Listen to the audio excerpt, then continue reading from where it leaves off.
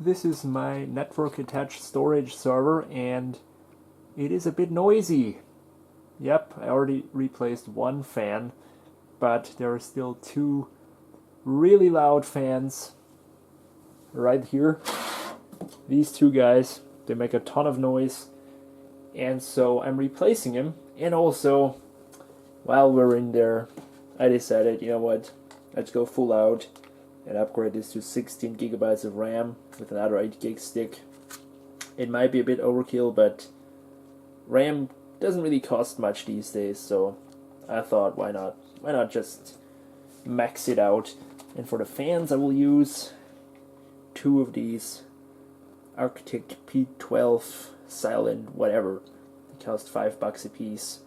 And while they're maybe not the most silent things you can get, it surely isn't like a Noctua quality silent, but this humming noise is unbearable. So after all, this is an office here, so it can't be making that much noise.